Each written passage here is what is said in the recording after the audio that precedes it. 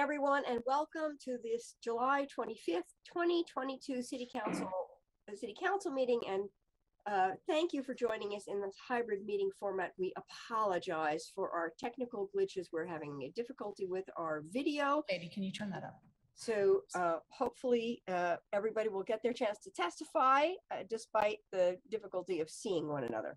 Anyone wishing to access the meeting can do so by watching the live stream available on our website, the broadcast on Comcast Channel 21, or by following the access instructions listed for this meeting on the city's public webcast and meeting materials web page. Tonight's meeting will include a public forum and a public hearing.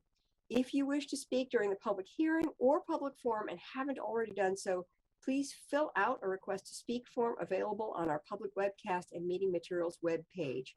For those who are in person, printed forms are also available at the entrance to the room.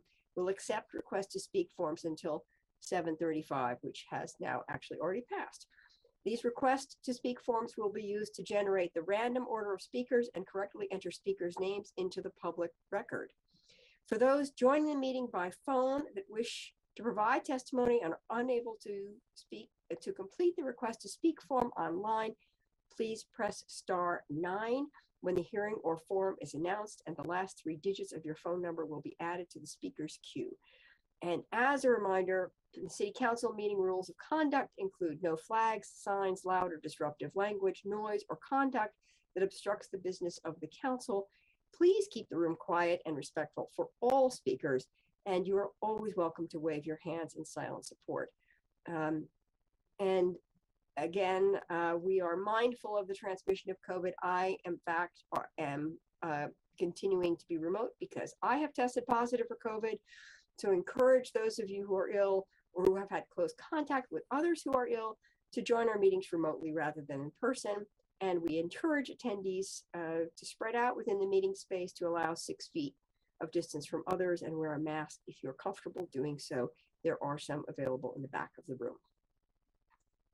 And with that, I will begin the formal proceedings with a land acknowledgement.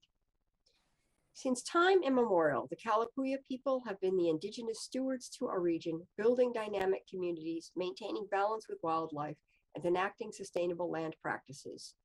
Today's land acknowledgement is a way of resisting the erasure of indigenous histories and of honoring Native communities by inviting truth and reconciliation.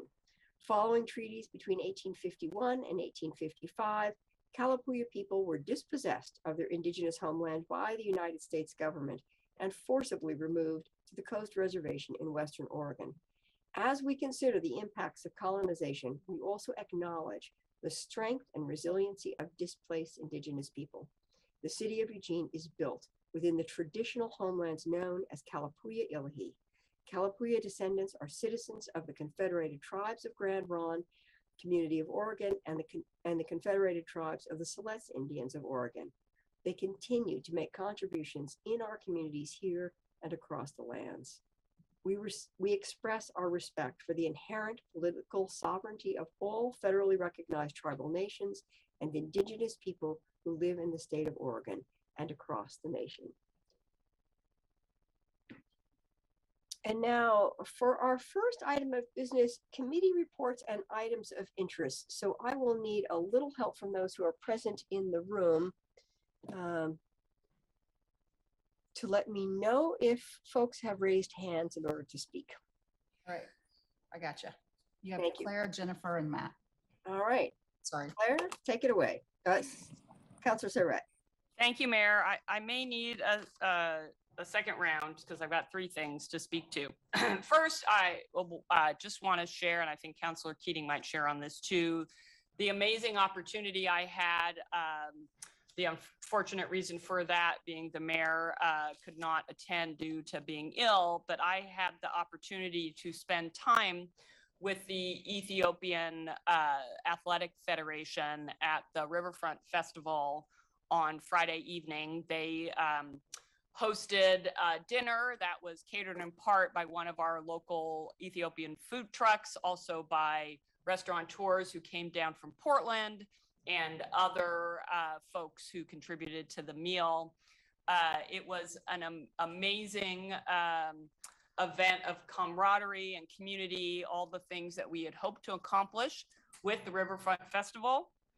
And they got to share some words with the crowd that was down there watching the events on the large screen. One particular thing I want to share about that is in a conversation with two of the women who were part of the community of members there.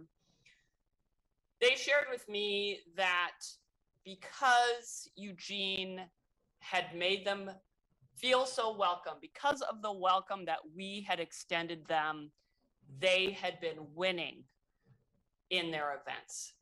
And that was a significant contribution in their minds to their success in the track and field. And at that point, they had won 8 medals, second most of any country. And I don't know what the end tally ended up being. So that was one thing I wanted to share with everyone. The other thing is I wanted to promote the fact that there is a new suicide crisis hotline, 988. So 988 serves as similar to 911, but it is staffed 24/7 by mental health counselors, 988, for folks who are in crisis, folks who have made their plan on how they intend to take their own lives. 988 is the number they can call. And as someone who has a family, close family, who struggles with suicidal ideation, I am especially thankful that 988 is out there available for folks in crisis. So that's 988.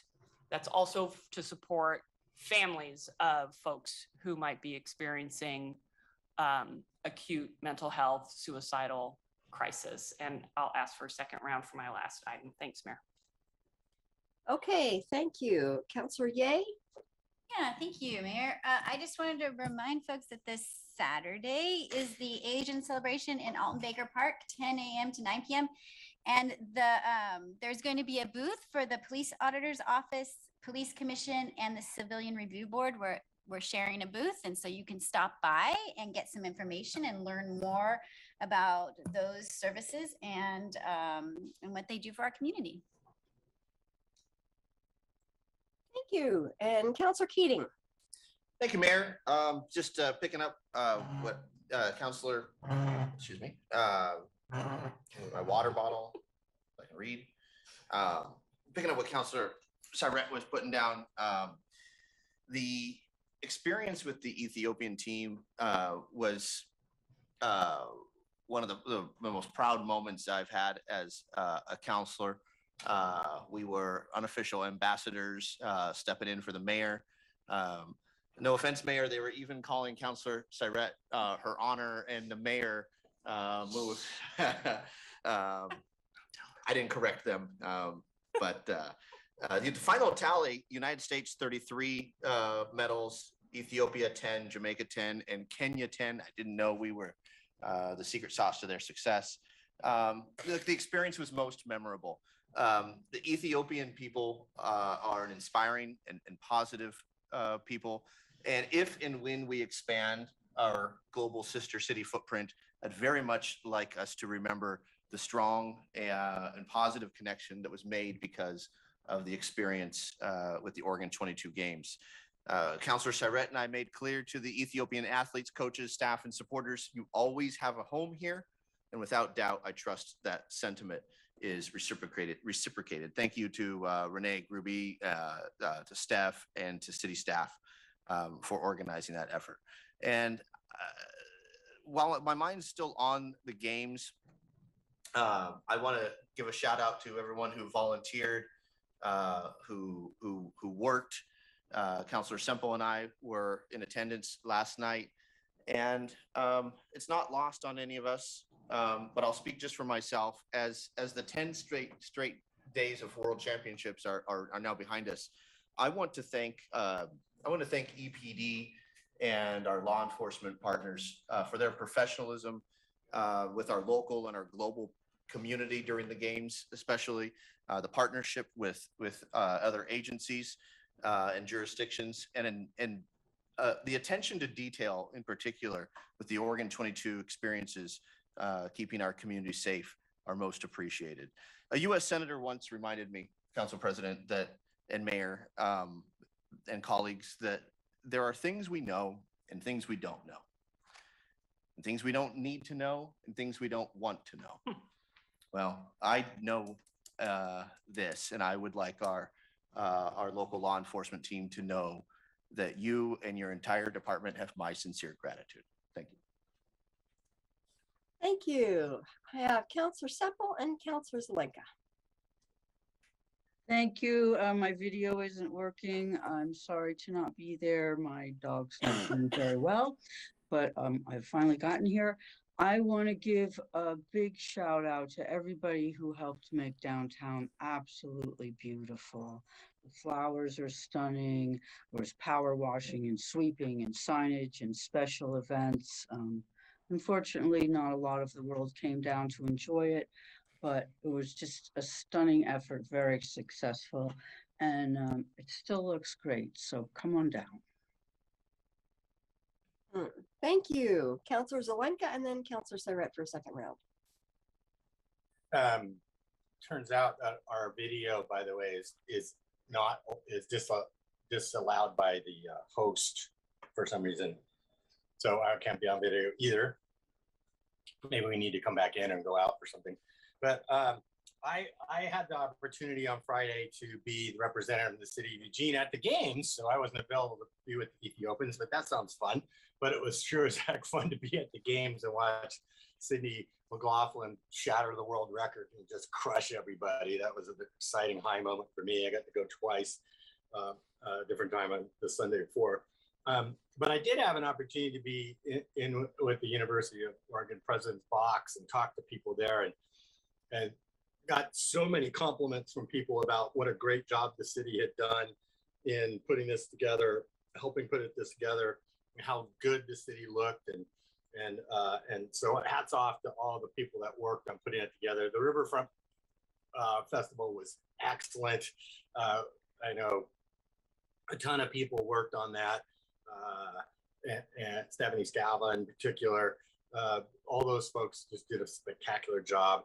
And then finally, the U of O. I live right near the U of O campus, and I have walked on that campus for years with my dog and my dogs, and I've never seen the campus look better. It was just spectacularly well. The grounds crew at the university did just a great job of doing all that. So I thought all around it was a really feather in the cap of Eugene, and to Sarah and all the people that worked on it, hats off, really good job. And I can't see you because the only thing I see is the clock, so sorry. Yes, Alan, thank you. You were not alone. There was a problem, and the only way to fix it would be for us all to start all over again, and we can't do that because it would kick out the public. So you'll just, we're all flying a little bit blind today. Claire, Councilor Thank you, Mayor. So I wanted to take this opportunity to advocate on behalf of my constituents in Whitaker in particular, and particularly the parks in Whitaker. There's some frustration right now around how resources are being allocated in terms of parks ambassadors in particular, to respond to folks who are attempting to set up places to camp in the parks, and also engage in disruptive activities, or even in some cases criminal activities. And as I've said many times, Whitaker bears a disproportional burden of our unhoused, unsheltered folks, but also folks who may be sheltered and housed and who behave in ways that are disrespectful, disruptive, and for some people, scary. So I'm making a plea for the city manager to work with Chief Skinner to look at that allocation and reconsider. You know, Maury Jacobs, we've got at the end of Clark, there's a playground that is often used for camping. And then when folks come in the morning with their children to try to use it for the purpose it's there for, they can't. So it's frustrating. We were promised in the wake of Washington Jefferson and hosting 250 campsites for over a year that Whitaker would get some love. And right now we're not feeling the love. So that's my message on behalf of myself, who as a Whitaker resident, and my neighbors and other constituents in Whitaker. Thank you. Thank you. And if there are no other counselors wishing to speak, I'm just going to follow up with some comments of my own, and really following on everyone's praise for the whole 10-day experience of the World Athletics Championships Oregon 22. This city put its best foot forward. And first, I will say that I was grateful and delighted that Councilor Surratt and Councilor Keating were able to step in and be such enthusiastic, welcoming committee for the Ethiopians. And Councilor Surratt, happy to share the title of your honor anytime with you. Thank you so much. And you've stepped in a lot of ways for me in the last week or so, and I very, very much appreciate your leadership. I did want to add to the kudos.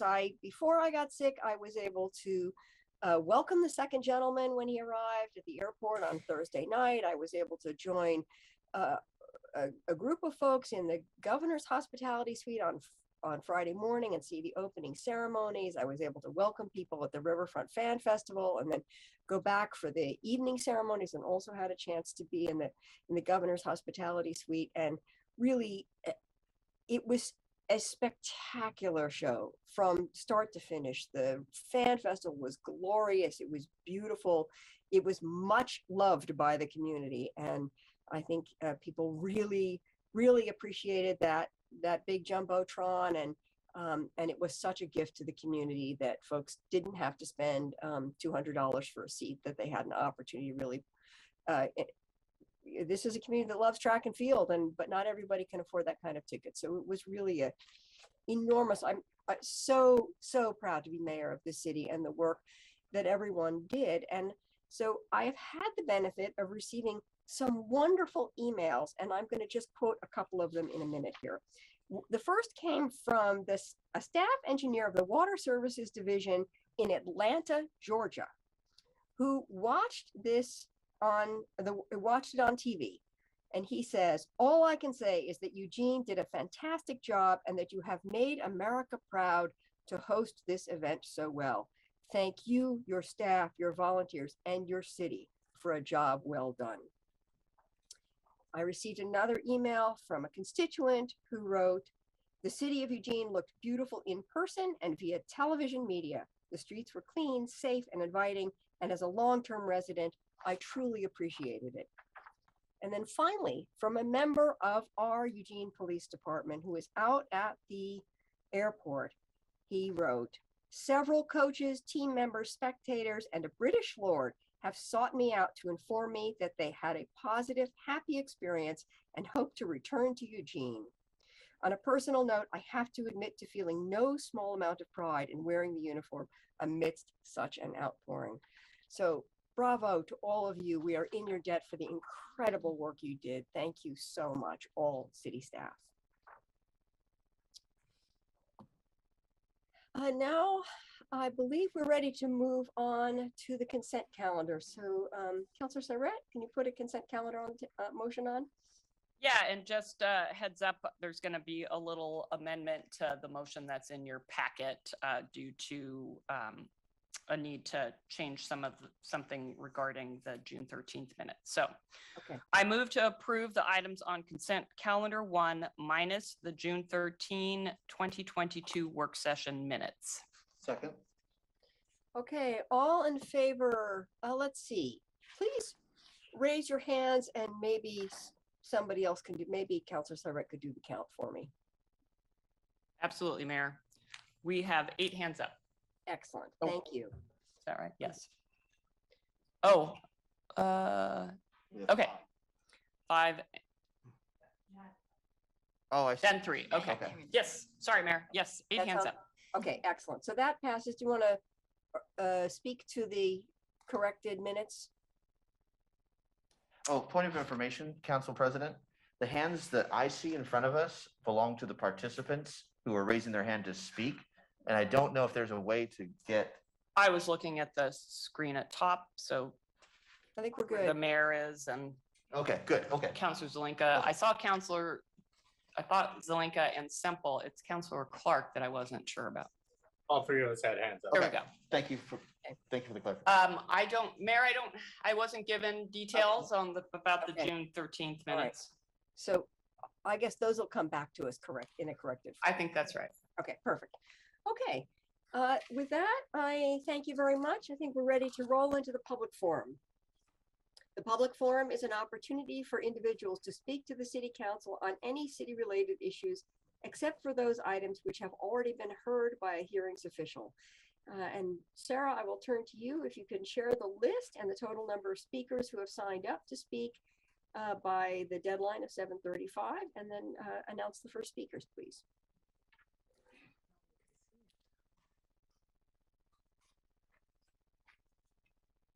If you have signed up to speak via Zoom, please take this time to ensure that your screen name in Zoom matches the name you used to sign up to speak. I will announce 2 speakers' names at a time. If you are providing testimony via Zoom and you are the next speaker, I will promote you to panelist status. And when it is your turn to speak, you can unmute. If you are announced as the next speaker and physically in the room, please move to the seat in the front row designated for the next speaker. When it is your turn, you may come to the podium. When you are called to speak, please state your name clearly and for Eugene residents, your ward or neighborhood if known, before beginning your comments. You will have 2.5 minutes to speak. If you are watching the meeting, the timer should be visible. A yellow light will come on when you have 15 seconds to complete your comments. The red light indicates the end of 2.5 minutes, and for those who have connected to the meeting via phone and don't have the benefit of seeing the timer, please be aware that your microphone will be muted at the 2.5 minute mark. Please note that screen sharing or displaying any information on a screen is not allowed, and any misuse of the platform or violation of the council's code of conduct will result in immediate termination of speaking privilege. Our first speaker will be Matthew O.G., followed by David Pecchioni.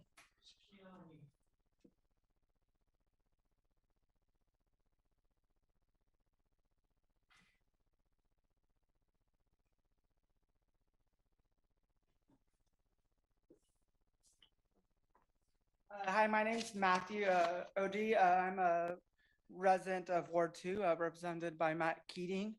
I'm here to speak about some of the recent comments made by Matt Keating at a neighborhood meeting where he spoke about the protests the night the Dobbs decision came out at Dove Medical. He said that the protesters were aiming to really kind of sow discord and engage in some semblance of destruction, and that the arrests were made to protect public safety in regard to the 10 arrests that were made there. He did not mention how the police brutality that happened that night, where many of the individuals were injured, some were concussed, some broke their arms. Double-sided media excellent piece around it that details the brutality and also the misinformation by EPD, and also noting that there was really no public safety, grave public safety. That was a empty building that dozens of police officers were protecting, and many of the people that were brutally attacked were just standing still. I think it's irresponsible to lean so heavily on the police chief's words, and I'm wondering if he read the articles on that night and if he consulted with constituents on those issues that night, or was just relying on police talking points? Thank you. Thank you, Matthew. Next is David Piccioni, followed by Kelly Hale.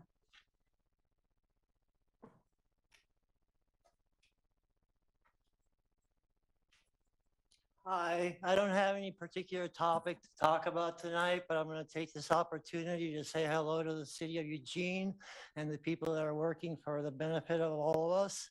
And just to say that my message hasn't changed, but I'm trying to explore different methods of expression.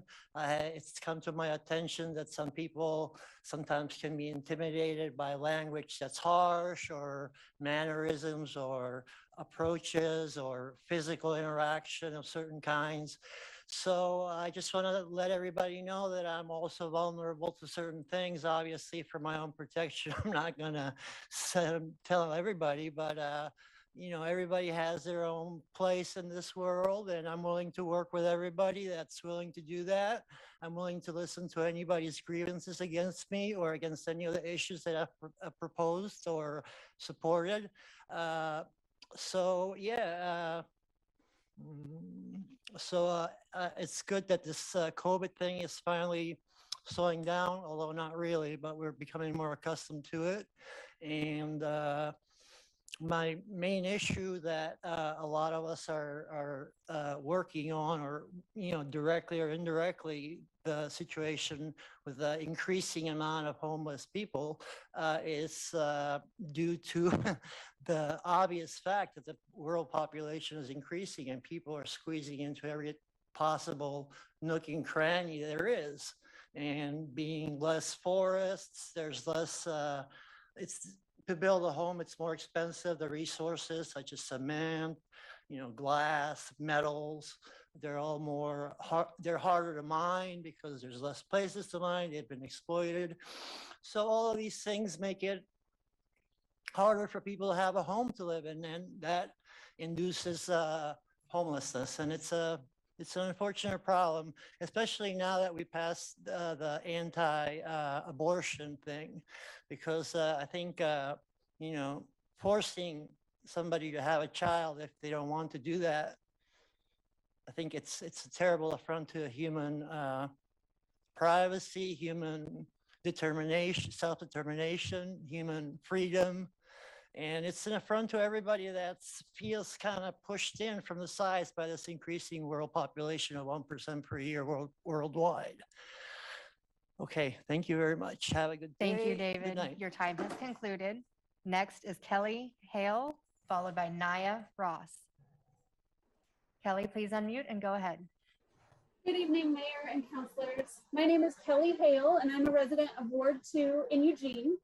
I'm here today as the new climate policy analyst and advisor at eWeb to both introduce myself and to provide some context for a memo that you all received at the end of last week, outlining a framework for how eWeb is evaluating its role in Eugene's CAP 2.0 process. eWeb recognizes that taking action on climate change is a shared value between our organizations, and we look forward to continuing and deepening our partnership on these issues. First, to introduce myself, I spent 12 years working for Good Company as a sustainability consultant, supporting both Eugene and eWeb's climate programs. I spent the last 6 years as the sustainability program manager for Lane Transit District, supporting them as they reduced their emissions by 77%. During this time, I participated in the CAP 2.0 process as a member of the Mayor's Climate Recovery Ordinance Ad Hoc Working Group. In May, I joined the team at eWeb, taking on a brand new position that is designed to provide research, analysis, and strategic direction for the organization's activities related to climate change. My first project at eWeb has been to conduct a review of CAP 2.0 and all of the commitments that would either directly or indirectly impact eWeb's operations, load, or infrastructure. I have been meeting with staff across the utility to document the full suite of action items related to climate change currently underway, as well as opportunities for future work. We have summarized the findings of this evaluation by subject areas that match the CAP 2.0, including transportation, building energy, fugitive emissions, and resiliency. We seek to make our progress on the items in the CAP transparent and easy to find for city staff and members of the community in our regular quarterly reporting process to our Board of Commissioners. So please look for those metrics to be added to our reporting dashboard in Q3 of this year. We also seek to continue to provide leadership in the 5 areas of EWEB's climate policy that include power generation, climate policy, customer decarbonization, EWEB's internal operations, and resiliency. Thank you for your time today, and I look forward to working with you all moving forward. Thank you, Kelly. Next is Naya Ross, followed by Sabrina Siegel. Naya, go ahead. Okay, it says I cannot start my video because the host has stopped it, but that's okay. Can you hear me? Yes, we can hear you. If you speak up just a little bit. Okay. Greetings. My name is Naya Ross. I live in Councilor Keating's Ward 2, yet I'm local to Eugene, born and raised. I'm here to speak about my most recent experience with the city of Eugene. I worked at the city for 8.5 years, and I was the mayor's assistant for the past 2 years. I used to moderate the public forums. June 24th was my last day because I did not have safe, affordable, and reliable childcare for my 5-year-old son over the summer. Do you all know that there's a childcare crisis going on? Why hasn't the over $200,000 in ARPA childcare funds been dispersed? Summer is a critical time for help with childcare costs. I'm confused why the money was not ready to be dispersed to families in need, and not just low-income families, but families who make over $50,000 a year. We're the ones who need help. What single parent can afford $1,850 for full-time childcare? Not me. I could afford the $1,350 for part-time childcare, though, for 4 hours a day over the summer, yet my request to have a hybrid schedule was denied. In fact, the Employee Resource Center was reviewing all hybrid and schedule change requests to ensure consistency and fairness. I was not even allowed to put in a request. Why not? I was going to request to work for 4 hours in the office and 4 hours from home, Monday through Friday, from June 28th to September 8th. Again, why was I not permitted to submit a hybrid schedule request for the ERC to review? I was given the option to be fired. Excuse me, I was given the option to be fired for calling in to work from home or to put in my 2 weeks notice. Wow, I thought the city was prioritizing retention. I guess I was too vocal about diversity, equity, and inclusion, and when I refused to work more than 6 hours in the office, I became replaceable because I was no longer following the office status quo. Council goes on break this week until September 10th. The city manager's office did not have a date as to when the office would be open to the public. Several other staff in the same department as me have hybrid schedules, as do several other staff in every department across the city. Many are for childcare reasons, and one former coworker told me she has a hybrid schedule to be able to care for her puppy. Wow, that really makes me feel undervalued and deflated when I know so many other people who have hybrid schedules for the summer, and I know supervisors who have told me that they have given their teammates hybrid schedules just for childcare issues alone. Again, why was I not given the same treatment and opportunity? I was told by administrative staff and a union rep suggested that I should have lied or worded it differently, as in I should not have been honest about why I needed a hybrid schedule. Really? I take pride in my honesty and transparency. How dare someone suggest I be dishonest to my employer and my team members? My supervisor told me that having a flexible schedule due to childcare needs is not something the organization supports. Did I mention? Thank you, Naya. Your time has concluded. Next, we will hear from Sabrina Siegel, followed by Joshua Korn. Sabrina, please unmute. Hi there, Sabrina Siegel. I wanted to say something to Kelly from eWeb in response to her talk quickly, that if you're concerned about the climate, why is eWeb installing electric smart meters and wireless infrastructure that are 10 times, that use 10 times the amount of electricity than the analog meters, and they're also harming us with microwave radiation? That's something to review, Kelly and eWeb and city. And I want to remind the city council and the mayor that there are no existing safety standards for wireless radiation right now. As of August, the FCC was told to revisit the science, which they were not taking into account and making their standards. So there are no existing safety standards for wireless, for phones, for smart meters, for 5G. And so the city should hire a building biologist. I hope you will do that. I hope you will comment about it at the end of the meeting, respectfully. A building biologist will help determine safe levels for the city, and people are already being hurt by the 5G infrastructure that's up now. Many people are becoming electrosensitive, and it's a horrible thing to experience terrible neurological conditions, heart failures, brain fog. It's actually overlaps with the symptoms of long COVID. So that's an interesting thing to look at. Thank you very much for listening to me, and hope to hear from you after the meeting on this. Thank you. Be well. Thank you, Sabrina. Next, we will hear from Joshua Korn, followed by Richard Locke. Joshua, go ahead when you're ready. Joshua Korn, Ward 2. First, I wanted to make a recommendation. Maybe you can vote on this or something. It would be great if our public forum in-house participants, like in the room participants, could go first, like they do in Lane County, rather than making us wait around here for all sorts of people that are relaxing at home. But to Sabrina's point on climate and climate agendas, I want to point out some things that you guys might not know about climate engineering, geoengineering, and its connection to wireless technology. We are living in a time of the weaponization of our biosphere.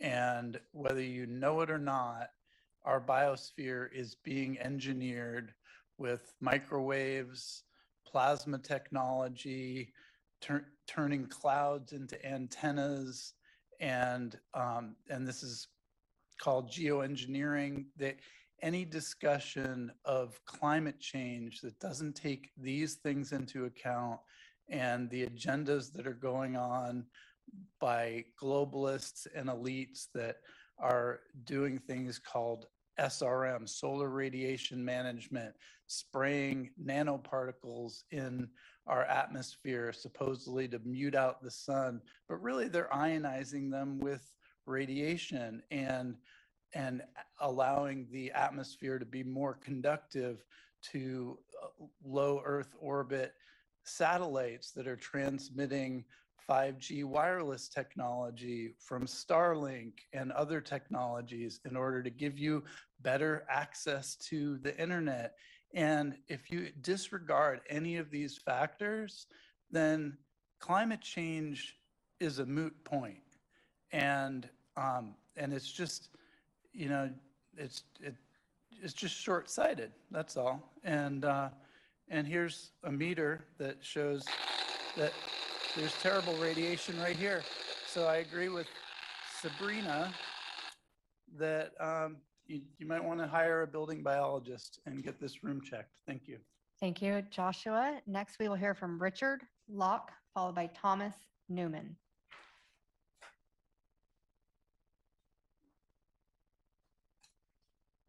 Good evening, Mayor, Council, and City Manager. It's amazing that you brought up what you brought up tonight, Council Surratt. We're because I come here to give the city manager a good job. We've been just the highlights. You know, we asked to have a reduction of homelessness in front of our businesses. And we've accomplished that for the most part in Ward 8. And staff has provided excellent coverage for that. And Randy Groves has been working tirelessly with the staff to make sure that stuff happens. And they've been doing a good job. And I call that an alignment. We have a great alignment with the people out there, which are the constituents. We have a great counselor that's representing us, and we have a great staff that's seeing to it that it's getting done. That was one of the things that I want to say. And then I wanted to say, going forward, the city looks really good right now. I mean, we should not allow it to backslide.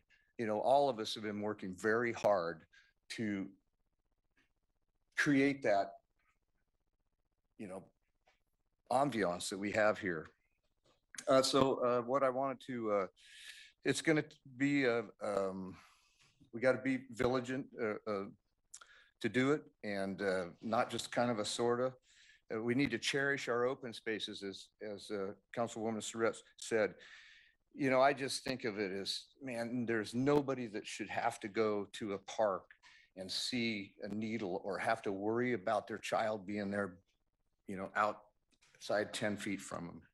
And then the last thing that I wanted to say was, I really think that these jobs right here should be full-time and should be paid, because I think part of the reason that we're not having success in some of the wards that we have, that we've had in Ward 8, is your time constraint. If you're doing a full-time job someplace else, I really believe that this council should be full-time on the job and paying attention to the constituents first. Keep pushing. I left you a copy. Thank you, Richard. Next is Thomas Newman, followed by Lisa Arkin. Thomas, please unmute and go ahead. Thomas Newman, Ward 2. We are way beyond the point of considering the best bang for the buck cost-effective measures to reducing Eugene's carbon footprint. We must consider switching our power sources entirely to solar, wind, tidal, and nuclear. I find it almost ironic that after you sided so heavily with the NIMBYs wanting to sabotage Eugene Planning Commission's middle housing plan, that you are now finding out how single-family housing is not only unaffordable, but is also inefficient and carbon intensive in terms of heating and energy use.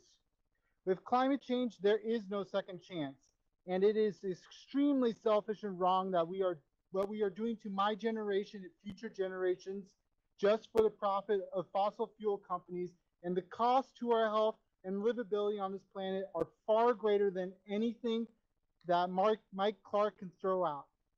Going on to height limits in the downtown. I don't think there should be height limits in the downtown except near historic buildings and Skinner's Butte. I also strongly support expanding downtown, and I think we need to be building more high density housing in all parts of the city, even if it is market rate, so that higher income people are not competing with lower income people for the same housing to live in. I'd also like to note higher density housing also tends to create reduced demand for active and mass transportation due to shorter distances needed to go from point A to B. Eugene should also look into supporting smaller businesses and growing the Saturday market and farmers market further. And I don't feel like the World Athletics Championships help local businesses as much as they help Nike and large corporations. One last thing, I'd like you to add ride-sharing electric bikes to the existing fleet of ride-shared bikes. Thank you. Thank you, Thomas. Next is Lisa Arkin, followed by May Okoti Okoyan. I'm sorry I mispronounced your name. I know I did. Hello, my name is Lisa Arkin, and I live in Ward 1. My testimony tonight is in support of the council's work to develop a strong and protective public health overlay zone. I want to thank the entire city council and the mayor for scheduling a work session on this issue and moving forward to solve the long-standing problem impacting families living near Eugene's industrial corridor. As elected representatives, you know that West Eugene neighborhoods have long suffered the ill effects of living downwind of heavy industry. These neighbors are suffering from higher rates of serious and sometimes fatal diseases, including asthma, lung cancer, and Hodgkin's lymphoma. The city council can prevent the repeat of poor land use decisions that allowed residential housing to be built next to industrial manufacturers.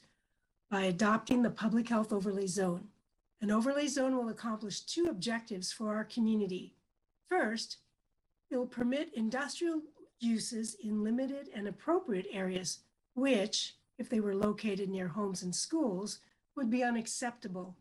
And secondly, it will protect residential areas from the damaging impacts of industrial air and water pollution.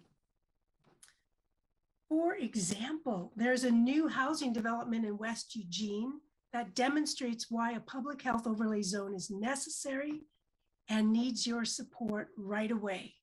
A very dense development of new apartments is being built at the intersection of 18th Avenue and Willow Creek Road. These apartments are directly across the street from the former Hynix semiconductor plant, which was a heavy industrial facility with high levels of hazardous air emissions, including hydrofluoric acid, a corrosive chemical that can harm eyes and lungs. Some of these new apartments are really close, barely a quarter mile from the industrial site. The families moving into these new apartments assume that it'll be safe for them to live there. And let's make sure their assumptions are correct. Please support a strong and meaningful public health overlay zone that will end the old practice of putting toxic industrial processes near residential areas. Thank you for the opportunity to share this information with you tonight. Thank you, Lisa. Next is May Okotie Okayon, followed by Ardrey Arbery Barabalt. Good evening, Mayor Venice and City Council. Thank you for the opportunity to provide testimony this evening. My name is Eme Okotie Oyekon, and I am an environmental and climate justice activist supporting the Fossil Free Eugene Coalition. I live in City of Eugene, Ward 3. Thank you for your motion to move forward ordinance language to halt the expansion of new fossil fuel infrastructure and facilitate a just transition to clean and renewable energy in the City of Eugene. As you do so, you may want to consider the intersection between this work and the newly adopted climate-friendly and equitable communities administrative rules, which strive to reduce greenhouse gas emissions from Oregon's land use and transportation sectors and increase equitable outcomes for historically marginalized groups. The rules direct the City of Eugene to designate climate-friendly areas, which are areas zoned to accommodate a greater mix and supply of housing, jobs, businesses, and services, and be served by a robust multimodal transportation option so people can meet most of their needs without a car. Climate friendly would be a misnomer if we continue to allow fossil fuel powered buildings in these areas. It's prudent to anticipate the increased intensity of development in these areas and identify strategies that would facilitate the level of development called for in the rules while both achieving equitable housing outcomes and addressing the just transition away from fossil fuels. Think ahead and ensure that your deadlines for the prohibition of gas hookups in new residential and commercial buildings aligns with the deadlines for adopting code amendments for the climate friendly areas, and that you have clean energy incentives and workforce training programs in place, so you're not playing catch up to electrify buildings that went up because of the climate friendly area development regulations. As I mentioned last time I spoke with you, you can make this easier for yourselves and use tools at your disposal to address these intersecting housing and climate crises, such as energy efficient tax credits, density bonuses for energy efficiency, and expedited review and permitting for clean buildings, particularly for the development of affordable housing, multifamily housing, and alternative housing models such as cooperatives and land trusts. Thank you for the time to give testimony this evening, and I look forward to you continuing to take bold action to address these intersecting issues. Thank you, Eme. Next is Ardrey Arbery Barabalt, followed by Todd Boyle. Hello, good evening, councilors, mayor, and city manager. My name is Ardrey Arbery Barabo, and I'm the West Eugene community organizer for Beyond Toxics. Thank you so much for allowing me the opportunity to speak with you this evening. I've actually met with quite a few of you, including you, Mayor, and I thank you again for allowing me to be here and your continued support for our community. I would like to back what Lisa Arkin said about the need for a public health overlay zone. Eugene needs a public health overlay zone to correct and move from historical patterns of placing low income and racially diverse communities closest to heavy industrial polluters. A public health overlay zone can protect our community by banning the most toxic potential land uses, creating quarter-mile buffer zones between industrial facilities, residential park, and school zones. This would also build public health requirements into city code. As a community, we are asking that the council and other entities involved in decision-making put this policy in place for West Eugene. But we do recognize that there could be a need for this in other parts of Eugene as well. However, our present aim is to have this policy put in place for West Eugene to protect us from disasters like we are now facing with J.H. Baxter. So yeah, if we could have this policy put in place, any other companies that are trying to come, facilities that are trying to come into that area will have to follow these rules. And those rules are there to protect us. And so this policy being put in place will really, really take care of some of the needs that the community has been stressing and wanting, and to protect us from disasters, like I said, that we've encountering now with J.H. Baxter. So thank you again for allowing me to speak tonight. And I'm thankful for your continued support. Thank you. Thank you, Archery. Next is Todd Boyle, followed by Nicholas R. Okay, Todd Boyle. I'm in Ward 2. Can you hear me? Yes, we can. Okay, great. So, I mean, these public comment periods for city council meetings are a vital part of our city, that is for sure. And I love seeing my fellow citizens and hearing their comments. I've learned so much here. In that vein, some of us have been operating a People's Forum, which is webcast and recorded out in front of City Hall during the times when City Council is on summer break. And the hashtag to look at past years, videos are hashtag People's Forum Eugene. But anyway, the whole point is this is nonpartisan and everything, and we don't have any agenda here at all, except to support people to be able to speak out every Monday night, 7 p.m. In that lovely shaded courtyard in front of the LCC building across the street from the library. So now for what I'm going to be talking about at People's Forum, I might as well go ahead and say it here. I think the city needs to add to its work plan specific tasks to monitor whether any housing is going to be built or is being built for the bottom quintile of incomes. So the bottom 20% of Eugene is 36,000 people. And according to the Census Bureau, their average income is $10,700 a year. And that has not changed actually very much, in the last 3 or 4 years when I've been watching it. But the city continues to implement measures, well, the whole middle housing code amendments for that matter, that support higher income peoples, really middle income people. For example, most recently, the SDC exemptions, are being granted for incomes below 80% of AMI. So the area median income, 80% of the AMI, which is over $50,000 a year. And these people don't need public subsidy or assistance to get their housing. And meanwhile, there's probably the bottom 40% of Eugene are paying off the mortgages for their landlords. And we're giving away $10,000 SDC giveaways, at the $50,000 income level. And so these SDC exemptions aren't going to generate any housing for the bottom quintile, in my view. So I'm just asking that the city systematically track whether anything is being done to help the bottom, this is a huge portion of our population. Thanks for listening. Thank you, Todd. Next is Nicholas R., followed by William Smith.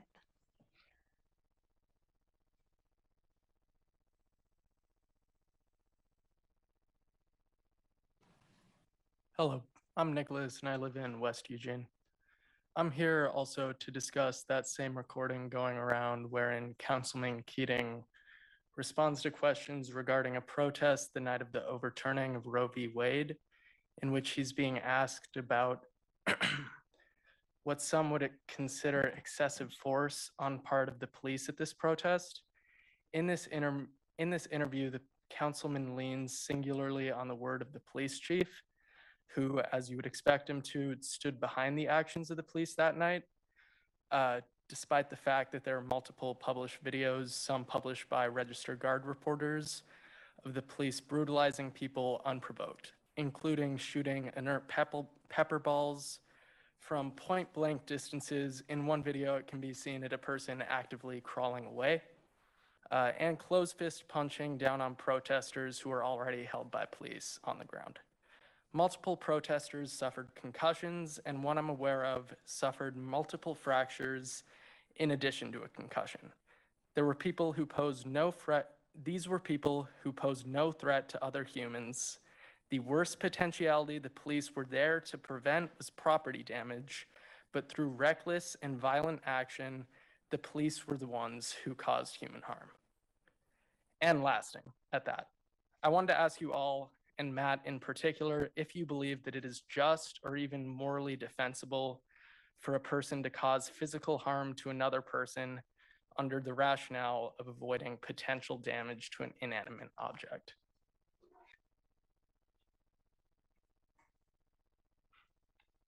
Thank you, Nicholas. Next is William Smith, followed by Lynn Woodridge.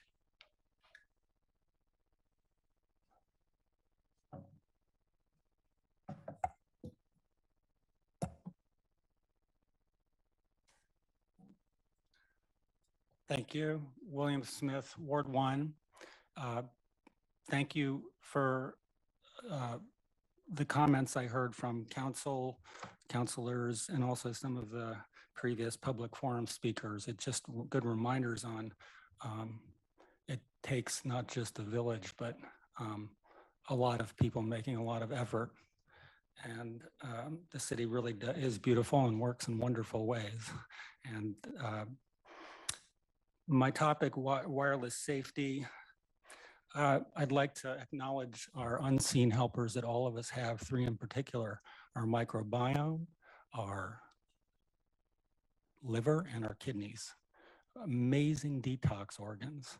I think the folks that are advocating the public health overlay zone are probably well aware of these 3 of our most important lines of defense. And if you look at the science, the credible science, not corporate science, you will find that EMFs, wireless radiation, microwave radiation,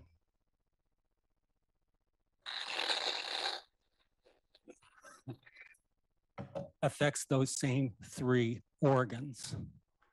In other words, our bodies metabolize the toxic effects of EMFs in similar ways and in different ways. And a building biologist is well aware of those differences and are actually getting paid thousands of dollars by people, including some increasingly in Eugene, who are trying to figure out what's really making them sick.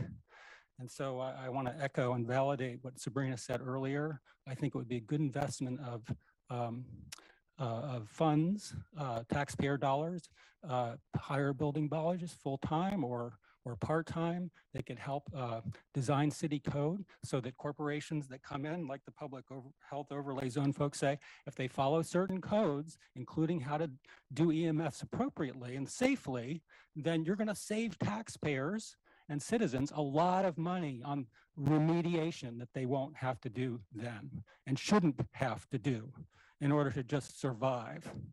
Please consider that. Thank you. Thank you, William. Next is Lynn Woodridge, followed by our final speaker, Stephen Fuller Roll. Lynn, go ahead. My name's Lynn Woodridge. I'm the active Bethel Community Co-Chair, living in Ward 6 with my 93-year-old dad, and have been a homeowner in the Bethel portion of Ward 8 for over 25 years. Thanks to Mayor Vinnis and Councilors Evans, Syrett, and Groves for attending our ABC Town Hall General Meeting last Wednesday. We appreciated hearing about what you're doing to help us in Bethel and answered many questions from the residents. I look forward to listening in on the work session for the Public Health Overlay Zone at noon on July 27th. This tool will be a critical piece in future planning for our area. Bethel has the worst pollution problems in Eugene, with most of the large polluters in Eugene located near Bethel. Bethel has large sections of industrial land adjacent to residential properties and located near schools and parks, including the industrial corridors along Highway 99 and Roosevelt. We're also asking that the Bethel biking and pedestrian projects be included in the next road bond. Our Bethel area plan will be including these suggestions when we're given the opportunity to plan our future. It would be appreciated if you would consider these projects as high priorities for the Bethel community for allocation of bond funds. We now have almost 50 residents so far who've signed up and are excited to help with Bethel planning. I so look forward to being able to safely have an in-person meeting with the residents with food donated from our Bethel businesses and know there will be a huge turnout. It has been 40 years since Bethel had an area plan, and we're asking for the Bethel area plan work session to be scheduled in the fall of 2022. There's an urgency to get this started. We have been neglected for far too long. Thank you.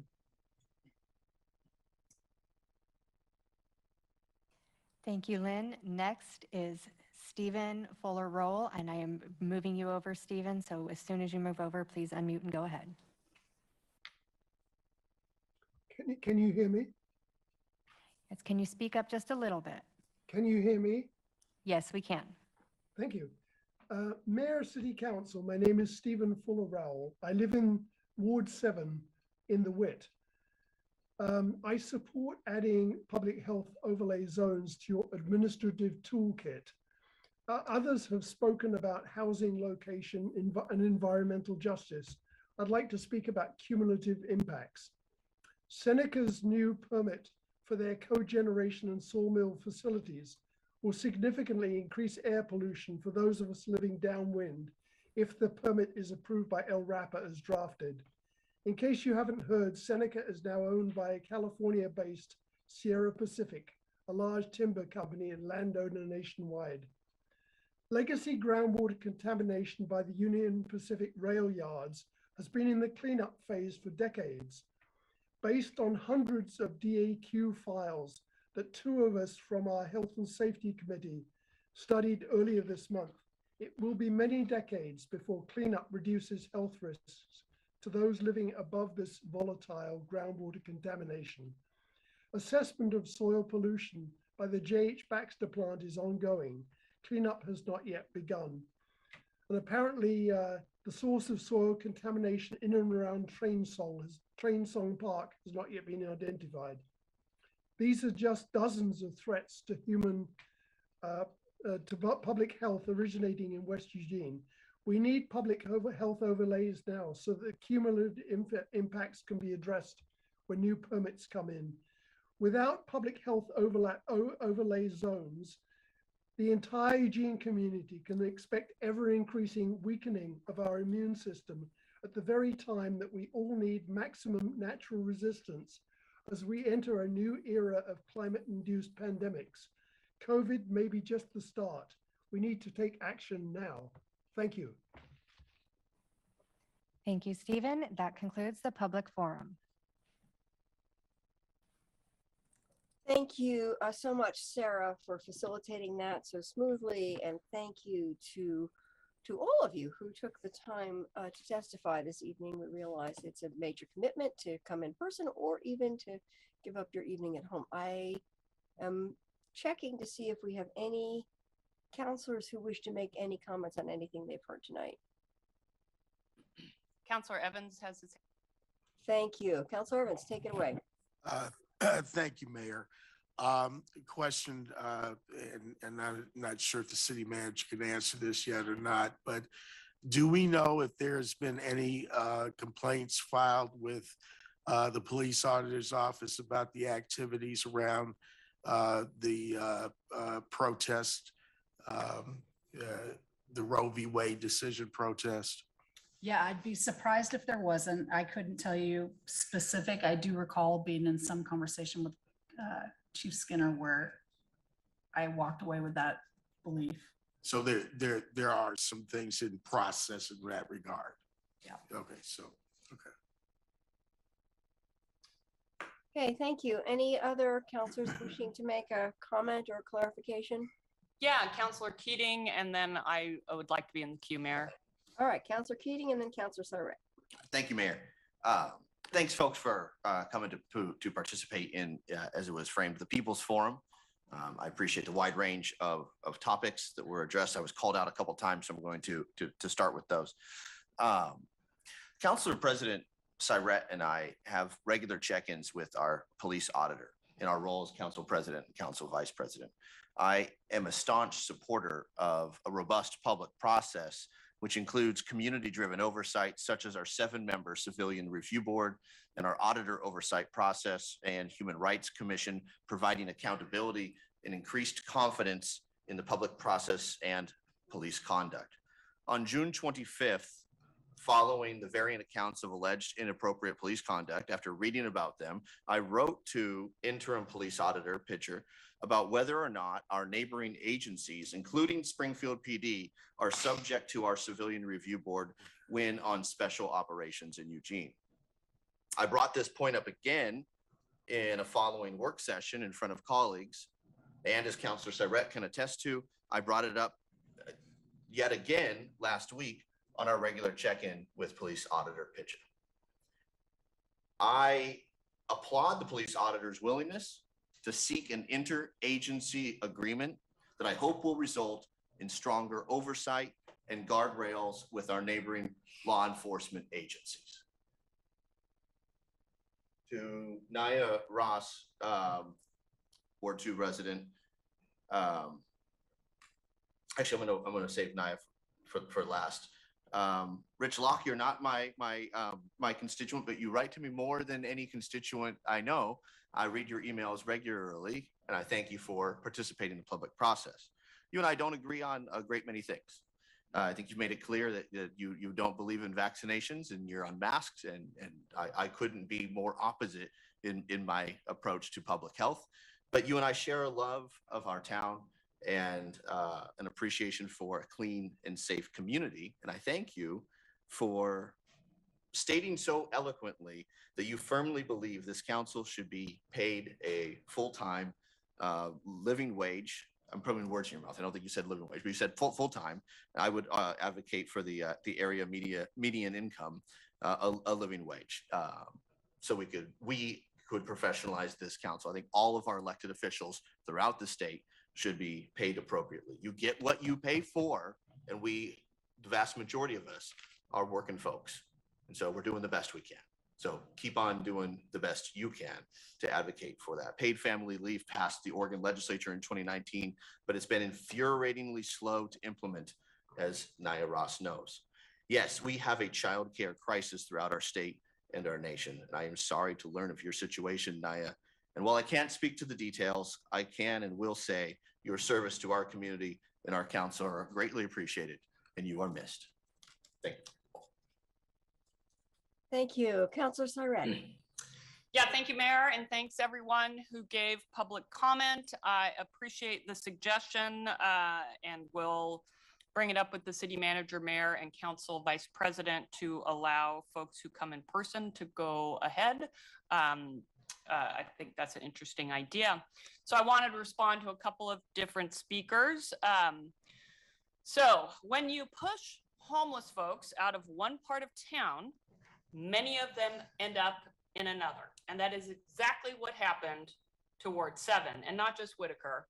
There are businesses that didn't have RV and other vehicles parked in front of them that started showing up when West Eugene experienced that great outcome that was mentioned. So this is not a situation where those people just vanished. Many of them did relocate to the safe sleep sites, which have been provided by the city, but a significant number did not.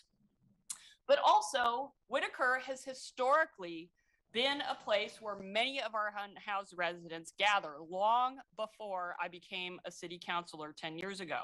And when I first moved to Whitaker in 2002, our part of town was often tolerant, and even some folks were welcoming of those who lived on the streets.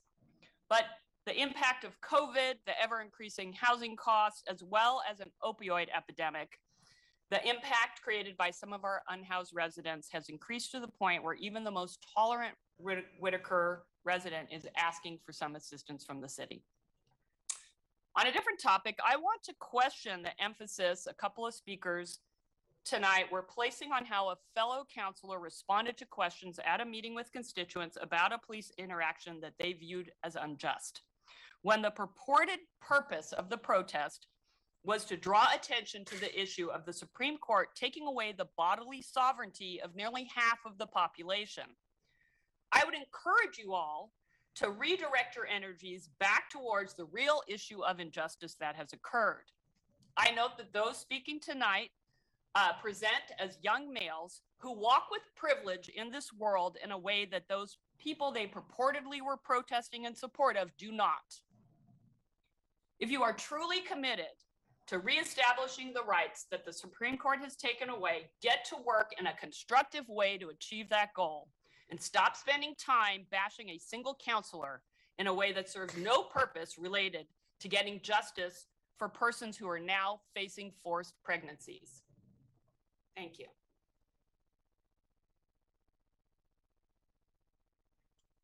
Thank you all. Thank you, counselors, for your response. Thank you again for the presentation.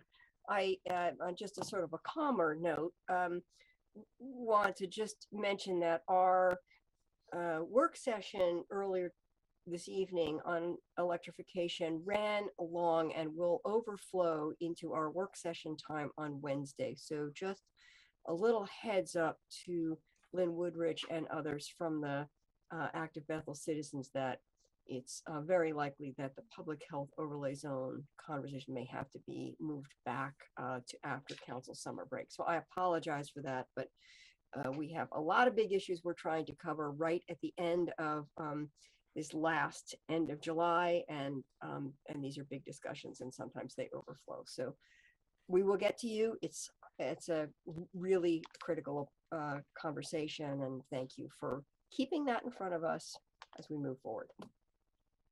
So that said, I am now ready to move into our next item, which is a public hearing, ordinance adopting hazardous substance user fees.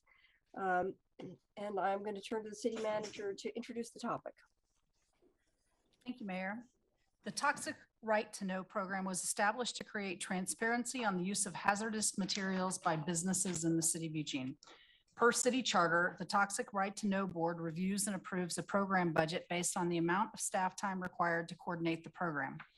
The board convened on July 19th and approved a $26.10 per hour FTE user fee with a total program budget of $82,357. By comparison, the FY22 budget was $133,619 with a $62.80 per FTE user fee. Part of this is addressed to the Eugene Toxic Program Manager role, which is now going to be fulfilled from the Deputy Fire Marshal's office, and they will serve to do that program coordination. You're going to have a public hearing, and I'll just say as a guideline, action on issues for which a public hearing has occurred are not usually taken at the same meeting. However, with the unanimous consent of the City Council, you may consider and enact an ordinance at a single meeting if the council does not amend the ordinance in a manner that modifies its substantive effect. And with that, Mark Dahl from the Fire Marshal's office is available online if you have questions. Okay, thank you very much. I now open the public hearing and turn to Sarah McKinney. Can you share the list of people who have signed up to testify?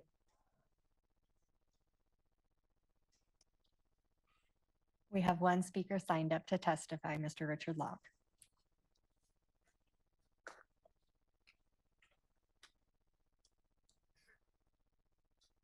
How did I know I was going to stumble into my favorite topic? The right to know. Well, anyway, I'd like to, I read through the ordinances, and they were, let's see, they asked for $131 per FTE. So they're going to make sure they get their $2,000 regardless. I understand. You're shaking your head over there. It's $26.16. The only other thing that could be better than that is to withdraw that public ordinance that made businesses like mine an active participator in this issue. So this is great news for me. I mean, 26, I'll take it, right? But maybe we should look at the ordinance that is actually puts it on guys' fees on me instead of on the guys that really need it. The polluters that we're talking about, 2 or 3. That was a good, I think that overlay might be good. But anyway, this is a topic that's really addressed. I don't know how we're going to do it besides just let it go. I don't know. It's dwindled over the years. I mean, I can remember the city budget was, you know, almost approaching $150,000 when I was actively looking at this and first brought my beef to, you know, I moved my business to Eugene thinking, oh, this is great. And then somebody from the fire department tries to sell me that I have to be in this, and I'm already reporting it all to the state. Well, the technicality is what you're reporting. They're asking you to report a small bit of what goes out, so that you have to have all of it to tell us that. It's just another way to extract fees from a business like mine. And up until today, or whenever you vote this ordinance in, it's cost me $2,000 a year for nothing other than I spent a lot of money on this trying to get this ordinance overturned. And I'd welcome that, but I'll certainly go along with $26. Thank you. Thank you, Richard. Okay, thank you. Are there, that was the only sole testimony, correct? Correct. I now close the public hearing. Are there any questions or comments from council? Councilor Groves has his hand up. Councilor Groves, take it away. Thank you, Mayor, and thank you, Rich, for your testimony. I know that Mr. Locke and I have had a number of robust and energized discussions about this. Pardon? Yeah, that's how we met. That's how we met the first time while I was still fire chief. The Toxics Right to Know program was a charter amendment passed by the voters. Gosh, I can't remember what year it was, but quite a while ago. And it's been ongoing. I want to applaud staff for finding a way to trim the costs. That is much appreciated while still gaining the information that's required by the charter. I also want to try and encourage staff as we go forward to try and find a way where we can work with the state on just a common database entry program. So my ideal world, and I wanted this while I was still the fire chief, was for a business to only have to make one entry that would then populate the two forms. It would make it easier for business. It would still accomplish what we are seeking to accomplish with the charter amendment and the ordinance. And but the main thing, it'd still give us the information that we need. So I just wanted to share those comments. And I also appreciate you, Mr. Locke, acknowledging that the price has come down substantially. So good work, staff. Thank you. Hey, thank you. Anyone else wishing to speak to this? Mayor, I'd be willing in my role as council president to put a motion on the table to adopt the ordinance this evening. Perfect. Why don't you go ahead and do that? Okay. Move to adopt the. Can I interject? And I'm sorry, Oh, yeah. This is Sorry. Catherine Brotherton. By charter, we just have to make sure none of the counselors object to the acting. motion? Yeah, before you put it on the table. Oh, okay. Just make sure that we have unanimous consent. Certainly not, they don't have to vote for the ordinance, but it's just unanimous consent to have you act this evening. Got it. Okay, so I am looking for a show of hands or a statement if anyone objects to acting this evening. Councilor Semple, do you need to speak, or is that a? I got it backwards. I will lower my hand. Okay. Sorry. And any other counselors with an objection to? Is this a time sensitive issue? It is a time sensitive issue. There's not an emergency of, there isn't an immediate effective date within the ordinance itself. So it would still be the standard 30 days, but based on the charter timelines, there's, and when the payments should have been sent out and all that, that is why you're being asked to take action in a single meeting, because it is time sensitive. But it is absolutely still within your purview to make the decision on whether you would like to do that this evening.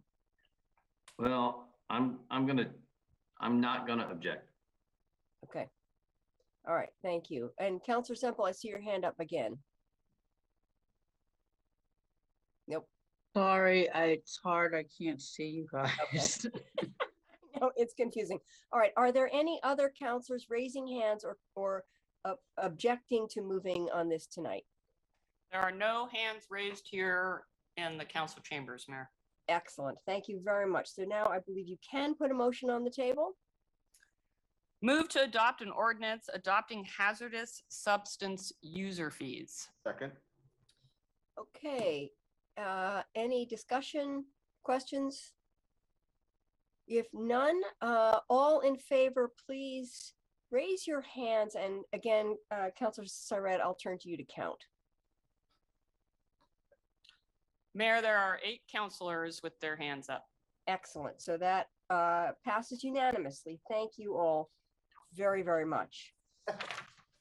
Now we can move on to consent calendar 2, resolution annexing land at the intersection of Loretta Way and Dennis Drive.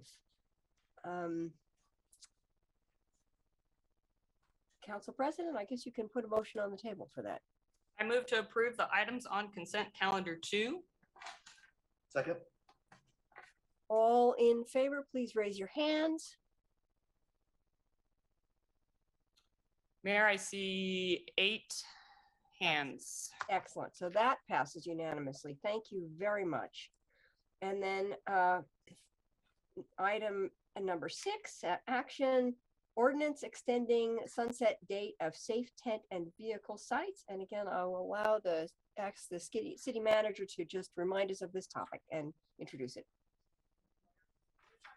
Consider amending the safe parking and safe tent ordinance, also known as our safe sleep sites, ordinance 20650, and extending its sunset date through June 30, 2024. The ordinance is currently set to sunset on May 1st, 2023. You held a public hearing to receive community input on July 18th, 2022. Council has approved 5 locations as safe sleep sites.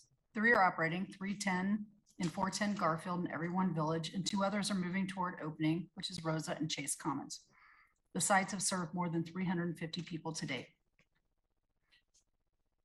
With funds from the American Rescue Plan Act and other sources, the city is able to operate the approved sites through at least June 30, 2024.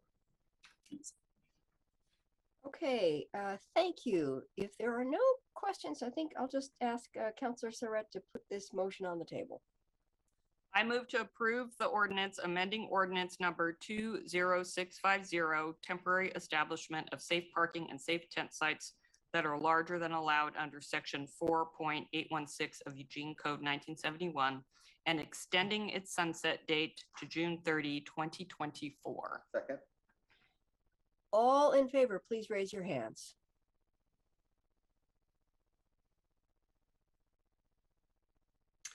Mayor, I see 7 hands raised. Okay, thank you. And opposed? 1. Thank you. So that passes 7-1. Thank you very much. And then our next action, ordinance transitioning transient lodging tax administration to Department of Revenue. And again, I will turn to the city manager. Thank you, Mayor. This ordinance allows the city to contract with the Oregon Department of Revenue to collect and administer transient lodging taxes for the city. These changes align our code to model language developed by the Department of Revenue and the Oregon League of Cities to ensure consistent and efficient collection of taxes. This transition is expected to save the city $85,000 annually. Last week, a public hearing was held and no public comment was received. Thanks. Okay, thank you. Councilor Saret, if you put the motion down. I move to adopt the ordinance concerning transient lodging tax. Second. All in favor, please raise your hand. I had a question. Oh, yes, go for it. Mayor, the manager reports a savings of $85,000. Does that mean that there's a job lost there by this shift to the Department of Revenue? And if so, is that employee? Well, is that a yes or no question? Is there a job loss there? Is that why there's a savings? There is a FTE savings there that we had in the budget you recently adopted, and that was one of the things we called out, that we were making an efficiency and carving off, but there's not a person that's losing their job. although Mia has her hand up, so maybe she has more information. If you'd like to hear from Mia. Jump in, Mia. Thank you. Hi, Mia Carriaga, Central Services Director. Thanks for the question, Councilor Keating. So there is a person in the position. We did work with AFSCME and used our competitive service delivery tool, which is our agreed upon process when we may contract out for services that are currently provided by an employee. So is that employee still going to be employed by the city of Eugene in a similar fashion? What's the future of that employee's work with this community? That employee will work with the program until the program sunsets, yes. Until the program sunsets, which is end of, is that in our IAS? Well, we hope to begin working with the Department of Revenue in September. However, it will take some time to decommission the current process. And so it would likely be a few months after that. I don't know the employee's exact plans after that point, but I can look into that and get back to you. Thank you. Councilor Zelenka. Oh, I was voting, Mayor. Oh, okay. All right. Well, in that case, if there are no other questions, all in favor, please raise your hands. I count 7 hands, Mayor, in favor. And all opposed? And 1 opposed. Who was the opposed? Councilor Keating. Okay, got it. Thank you very much. That passes 7-1. And now our final action of the night, initiation of land use code amendment for 5th Street Market expansion. Again, I turn to the city manager. Thank you. Last week, council heard an update on the proposed expansion of the 5th Street Market District by OB companies. The development as proposed would include approximately 325 new housing units and 2 buildings, one north and one south of 5th Avenue near Oak and Pearl Streets. To reach this number of units, OB Company is proposing 7-story buildings. Buildings at this height would require an amendment to the land use code, which is the Skinner Butte height limitation zone. Tonight, council can initiate the code amendment process, which includes a public hearing at the Planning Commission recommendation, and a city council public hearing. Initiating this process does not infer support for any action. It just moves the process forward. Thank you. Okay, thank you. Councilor Siret, a motion? I move to initiate a land use code amendment creating a parcel specific height limit in the Skinner Butte height limitation area. Second. Any questions or comments? All Doesn't right. look like it, Mayor. Okay, thank you. I'm not hearing any. So all in favor, please raise your hands. There are 8 hands raised, Mayor.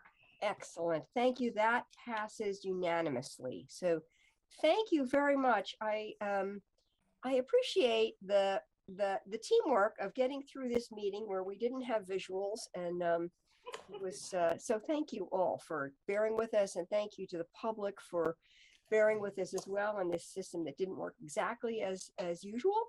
And thank you to the team for getting us through this. Sarah and Katie, thank you so very much. So with that, we are adjourned. Have a good night, everyone.